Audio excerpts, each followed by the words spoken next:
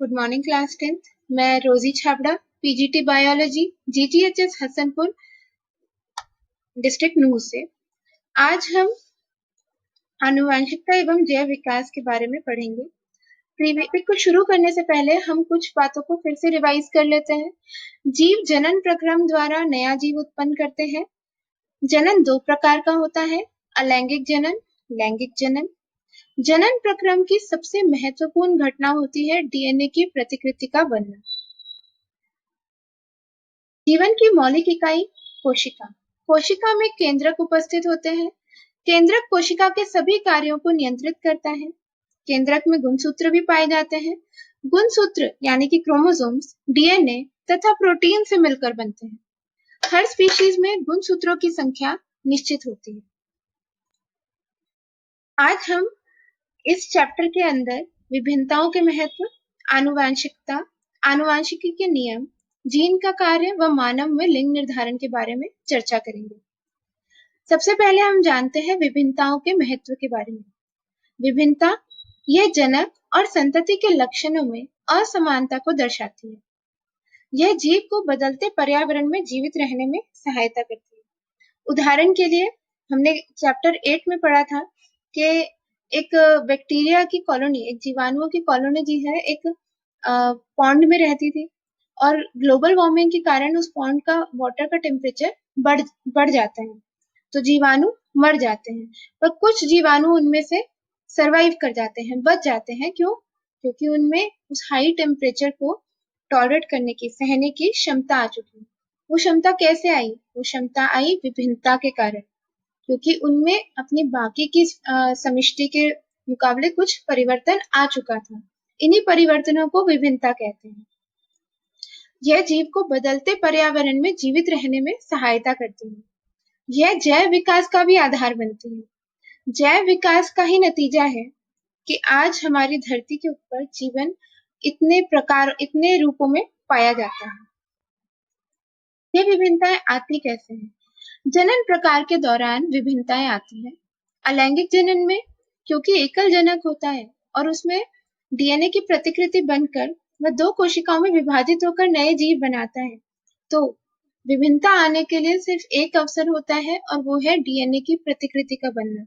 उस समय जो छोटी बहुत गलतियां हो जाती हैं, उनसे धीरे धीरे जीव के अंदर विभिन्नता आती है। लैंगिक जनन। लैंगिक जनन में दो जनकों की आवश्यकता होती है, माता और पिता। जो संतति बनती है उसे 50% डीएनए माता से मिलता है और 50% डीएनए पिता से मिलता है। इस वजह से वो एक नया कॉम्बिनेशन होता है डीएनए का। इसीलिए लैंगिक जनन में जो है विभिन्नताएं अधिक उत्पन्न होती है। यही कारण है कि अलैंगिक जनन की अपेक्षा लैंगिक जनन में विभिन्नता अधिक उत्पन्न होती है। डीएनए क्या है? डीएनए का पूरा नाम है डीऑक्सीराइबो न्यूक्लिक अम्ल। ये आनुवंशिक पदार्थ है। पर अब क्वेश्चन ये है कि आनुवंशिक पदार्थ क्या होते हैं?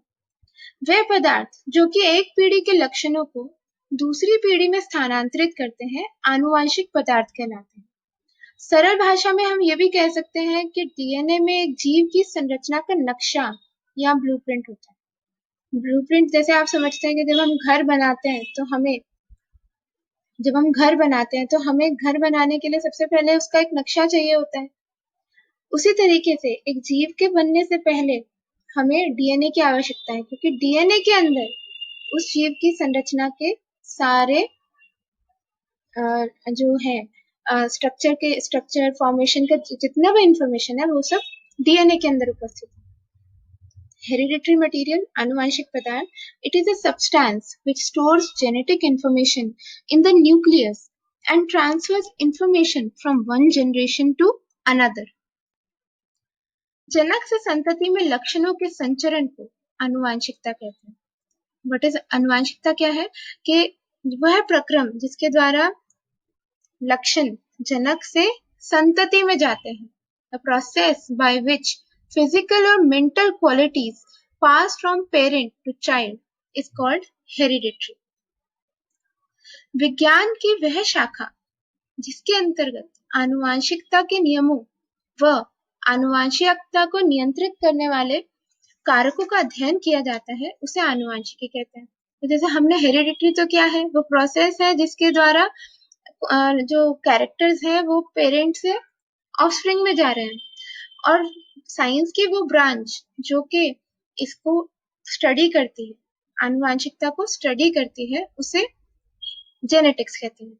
Genetics is a branch of biology concerned with the study of genes, genetic variations, and heredity in organisms. अब हम ये जानते हैं कि जेनेटिक्स के फाउंडर कौन थे. Who was the father of genetics? तो ग्रेगोर जॉन मेंटल, ये मॉडर्न जेनेटिक्स के जनक कहलाते हैं या फादर ऑफ मॉडर्न जेनेटिक्स कहलाते हैं. इनका जन्म ऑस्ट्रिया में 1822 में हुआ था. ये एक पादरी थे. मेंडल ने आनुवांशिकता के नियमों की खोज की थी अपनी मॉनेस्ट्री के ही बगीचे में मटर के पौधों के ऊपर शोध करके. उन्होंने अपनी गणित और विज्ञान की ज्ञान की सहायता से मटर के पौधों पर शोध किए तथा आनुवांशिकी के नियमों का आधार रखा. मतलब कि जो प्रिंसिपल्स ऑफ हेरिडिटरी या हम लॉज ऑफ हेरिडिटरी आगे पढ़ेंगे, वो सब के सब मेंडल के ही प्रयासों से प्राप्त हुए हैं. मेंडल ने अपने शोध के लिए मटर के पौधे का चयन किया था और उसके कारण क्या थे आइए जानते हैं. मेंडल ने अपने शोध के लिए मटर के पौधे का प्रयोग इसलिए किया क्योंकि इसमें प्रत्येक लक्षण के लिए विपर्यासी लक्षण उपस्थित थे.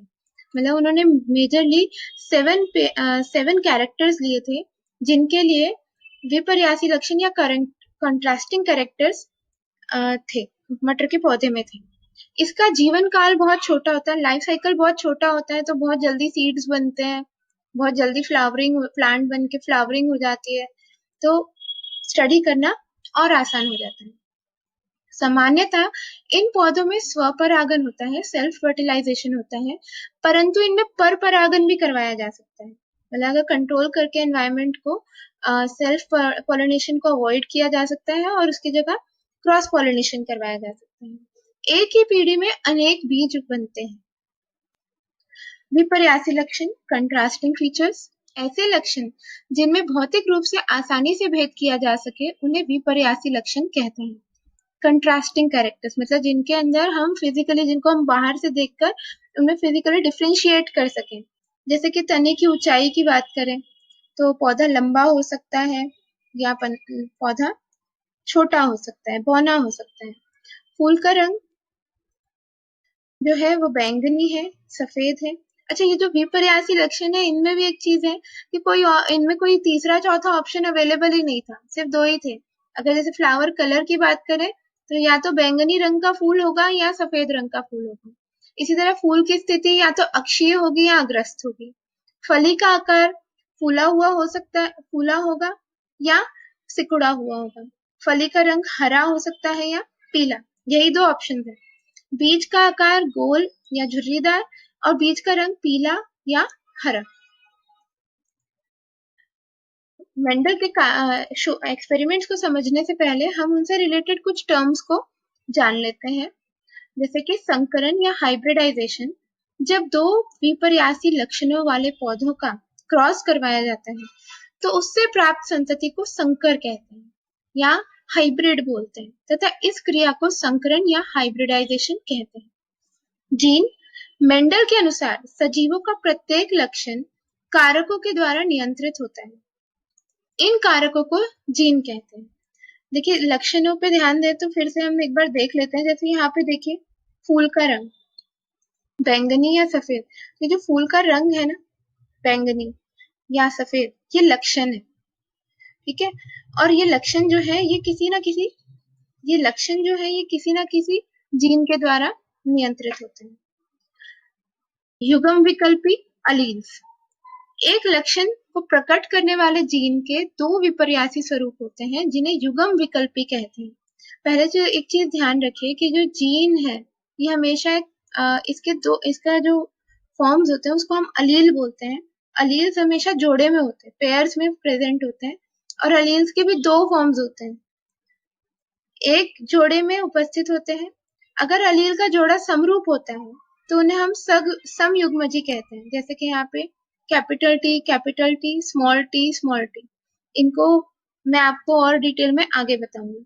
परंतु अगर लक्षणों के दोनों अलील विपर्यासी हो, मतलब डिफरेंट हो, तो उसे हम विषम युग्मजी कहते हैं। उदाहरण के लिए capital T, small T. Phenotype, किसी लक्षण का बाहरी स्वरूप जो हमें दिखाई देता है उसे फिनोटाइप कहते हैं। मतलब कि बाहर से पेड़ पौधा या जीव जंतु जो है वो हमें कैसा नजर आ रहा है, हम उसको हम फिनोटाइप से बताते हैं, डिस्क्राइब करते हैं। और जीनोटाइप, किसी लक्षण का संगठन जीनोटाइप कहलाता है।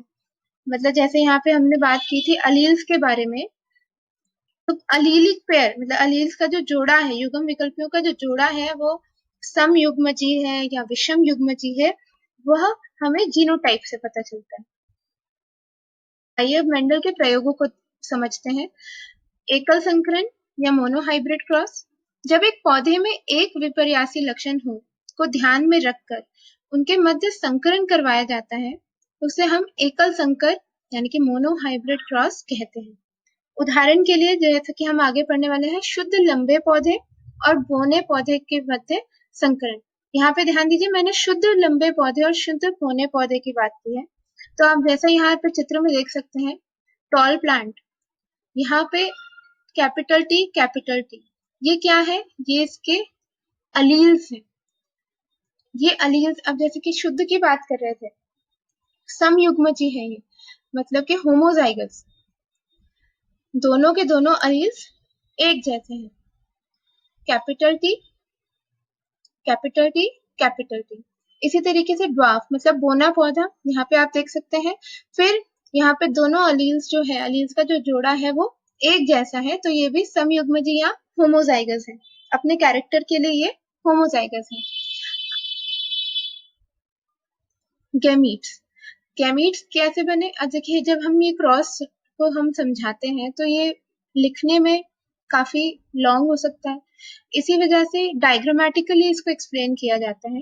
तो उसमें इसको डिफरेंशिएट करते हैं कि सबसे पहले हम लिखते हैं पेरेंट्स के बारे में, जनक के बारे में। तो जो पेरेंट है, हमने यहाँ पे बताया है कि ये होमोजाइगस कंडीशन में, अगर ये हेटेरोजाइगस कंडीशन में होंगे तो हम वो भी मेंशन करेंगे। फिर बनते हैं गैमीट्स यानी कि युग्मक। अब आप और हम लोग ये पढ़ चुके हैं कि जब लैंगिक जनन में युग्मक निर्माण होता है तब गुणसूत्रों की संख्या आधी हो जाती है। तो वो गुणसूत्रों के ऊपर ही हमारे जीन्स उपस्थित होते हैं या अलील्स उपस्थित होते हैं, इसीलिए हर युग्मक में एक लक्षण के लिए एक ही अलील जाता है। अब जब इन गैमीट्स का फ्यूजन होता है उससे एक संतति बनती है जिसे हम F1 जनरेशन बोलते हैं। मतलब कि जो हमारा क्रॉस होगा, मोनोहाइब्रिड क्रॉस या डाई हाइब्रिड क्रॉस, हम आगे पढ़ेंगे। पेरेंट से पहले युग्मक बनेंगे, गैमीट्स बनेंगे, जब वो फ्यूज करेंगे तो नया ऑफस्प्रिंग बनेगा, सीड बनेगा। उस सीड से जो हमें नए जीव मिलेंगे उन्हें हम F1 जनरेशन कहते हैं। तो यहाँ पे आप देख सकते हैं कि टॉल प्लांट से तो टॉलनेस का जीन मिला, लंबाई का जीन मिला, और ड्वार्फ से ड्वार्फनेस का यानी बोनेपन का। और उससे ये जो नया जीव बना है वो अब कौन सी कंडीशन में है? विषम युग्मजी कंडीशन में है, यानी कि हेटेरोजाइगस कंडीशन में। आप देखिए यहाँ पे और यहाँ पे अंतर है, यहाँ पे दोनों अलील्स एक जैसे हैं, they are in homozygous condition, और यहाँ पे जो दोनों अलील्स हैं ये अलग अलग है, तो they are in heterozygous condition या विषम युग्मजी हम उन्हें कहेंगे। बट फिनोटिपिकली मतलब बाहर से, जब मेंडल ने ये देखा कि बाहर से जो वो पौधे थे वो सबके सब लंबे थे, तो उन्होंने ये पाया कि भाई एक लंबे पौधे और एक बौने पौधे का संकरण करवाने पे जो नए पौधे बने वो सब लंबे थे। तो क्वेश्चन अराइज हुआ कि क्या बौनेपन का कैरेक्टर खत्म हो गया, क्या वो लक्षण खत्म हो चुका है? उसको जांचने के लिए उन्होंने उन्हीं पौधों को, जो F1 संतति में उन्हें लंबे पौधे मिले थे, उन्हीं पौधों के बीच में संकरण करवाया, मतलब कि हाइब्रिड करवाया, क्रॉस करवाया। जैसे कि आप देख सकते हैं क्रॉस करवाया। तो अब अगली स्थिति में उन्हें क्या मिला? F2 पीढ़ी में उन्हें 3/4 पौधे तो लंबे मिले और 1/4 पौधे बौने मिले। इसका मतलब ये स्पष्ट हो गया कि बौनेपन का जो लक्षण था वो खत्म नहीं हुआ, वो छुप गया। तो उससे उन्होंने क्या कंक्लूजन निकाला?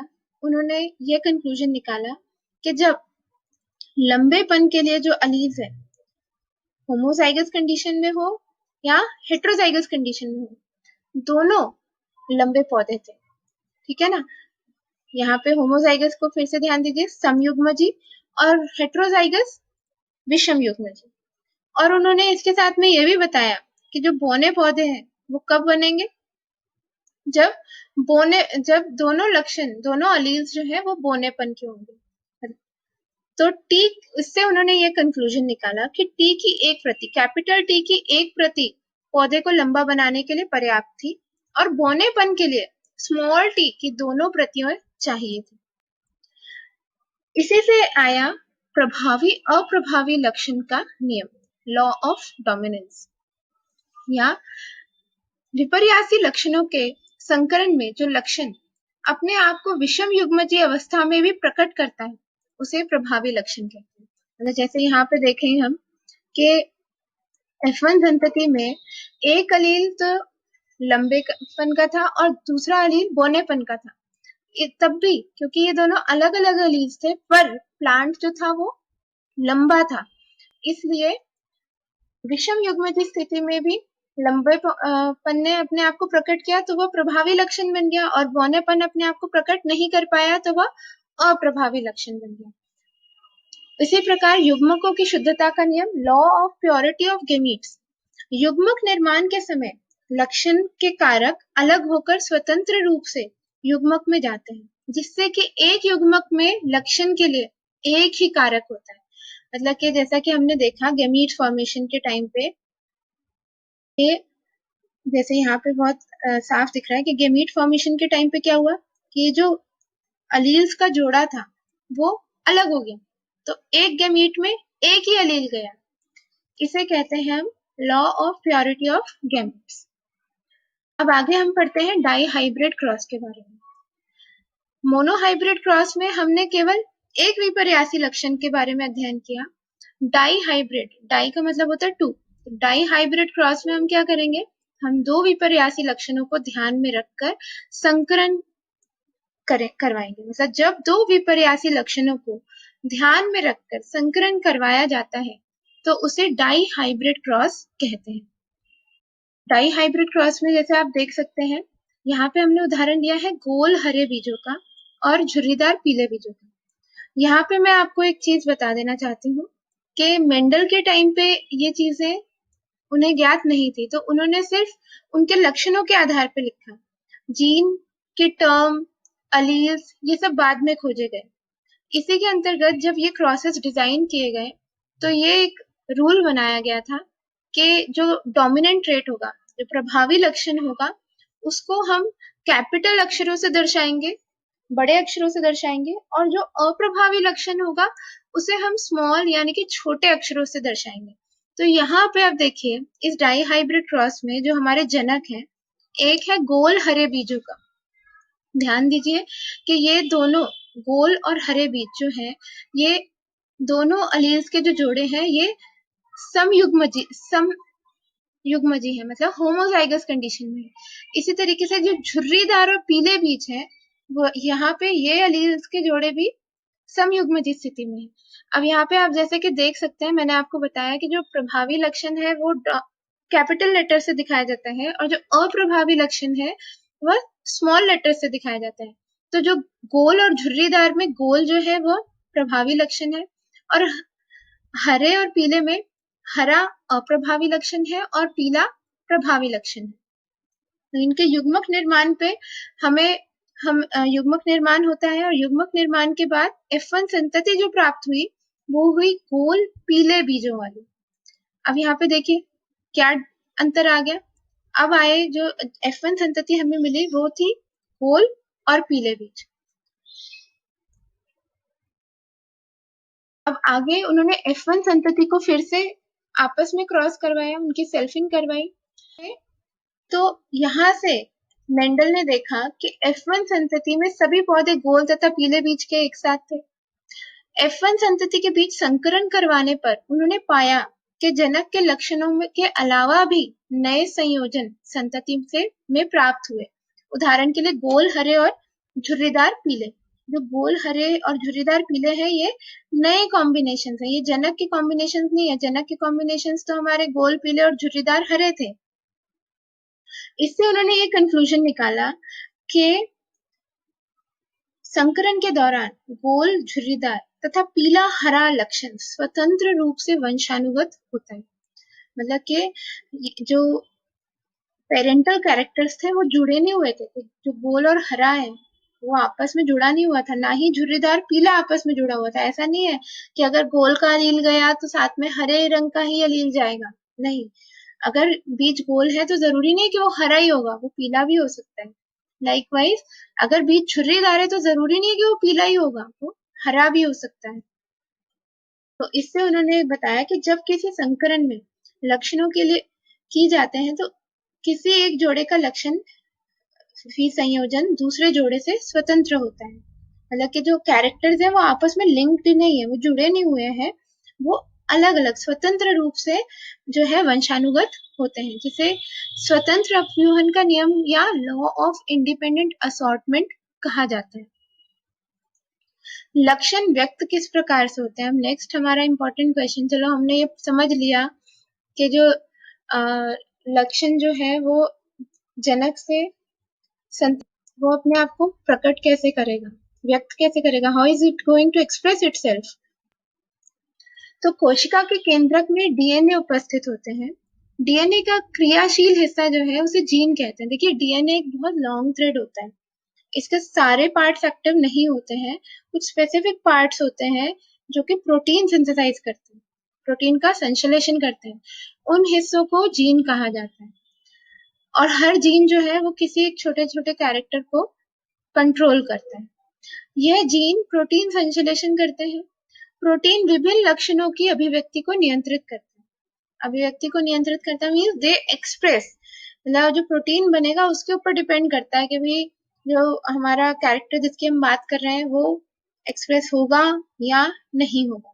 जैसे उदाहरण के लिए हम बात करते हैं, हमने मोनोहाइब्रिड क्रॉस में पढ़ा था कि लंबे पौधे का बौने पौधे के साथ क्रॉस करवाया जाए तो जो संतति उत्पन्न होती है वो सारे के सारे पौधे जो है लंबे होते हैं।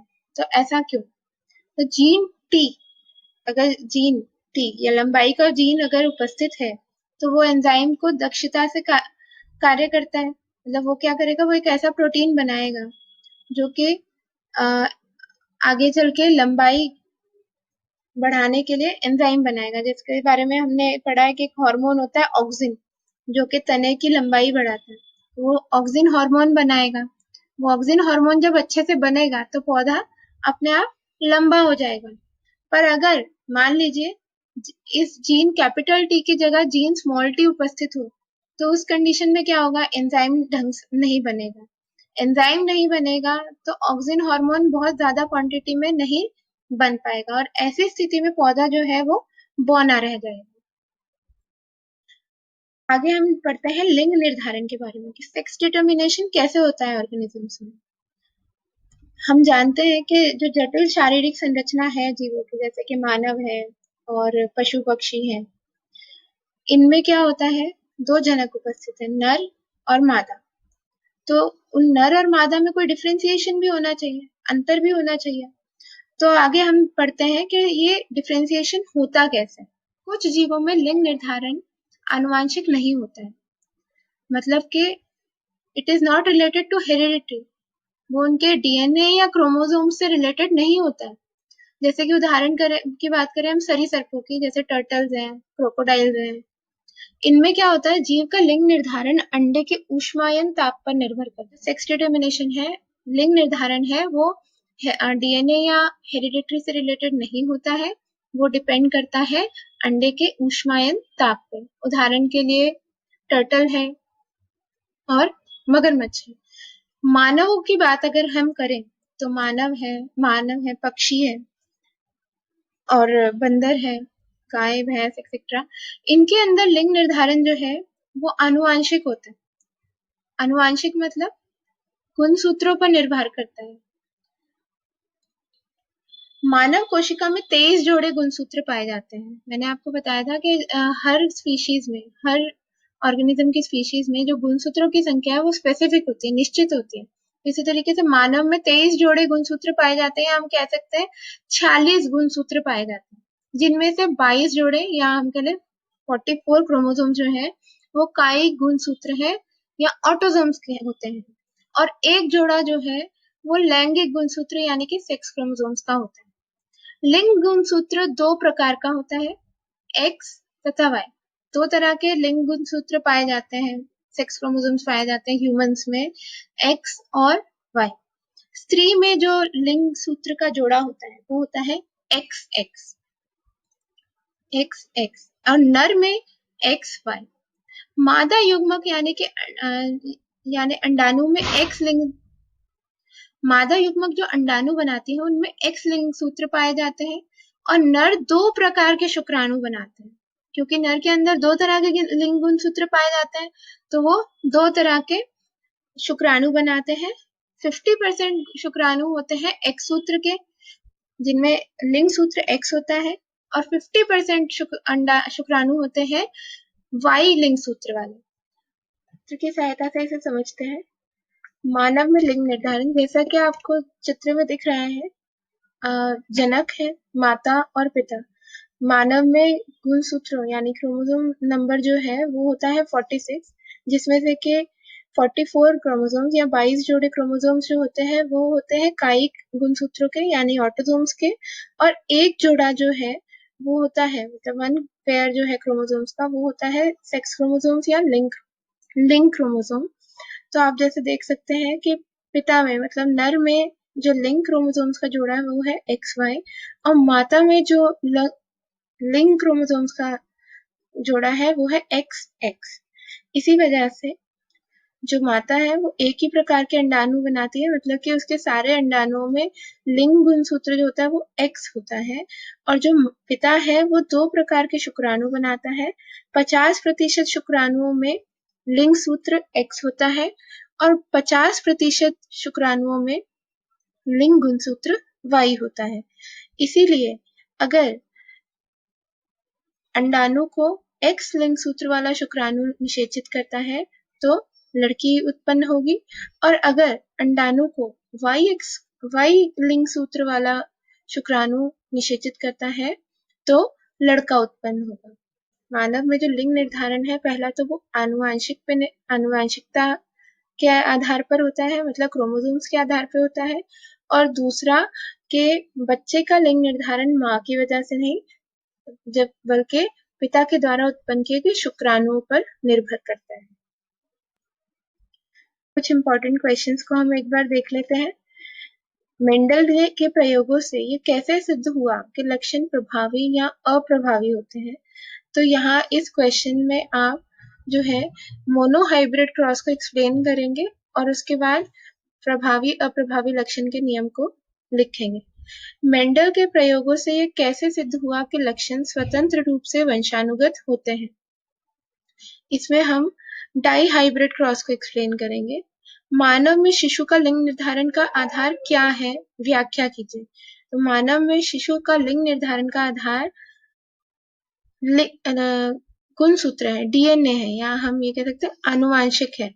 मानव में लिंग निर्धारण आनुवांशिक आधार पे होता है, और इसकी व्याख्या अभी मैंने आपको पीछे समझाई है। डीएनए की क्रियात्मक इकाई को क्या कहते हैं? डीएनए की क्रियात्मक इकाई होती है जीन। मगरमच्छ में लिंग निर्धारण कैसे होता है? तो मगरमच्छ में लिंग निर्धारण अंडे को दिया गया ऊष्मायन ताप पर निर्भर करता है। विभिन्नताएं उत्पन्न होने से किसी स्पीशीज के अस्तित्व पर किस प्रकार प्रभाव पड़ता है? तो विभिन्नताएं जो है वो एक स्पीशीज को बदलते पर्यावरण में के अनुकूलित होने में सहायता करती है तथा उसके अस्तित्व को बनाए रखती है, और यह जैव विकास का भी आधार बनती है। आज का ये सेशन यहीं समाप्त होता है। Thank you.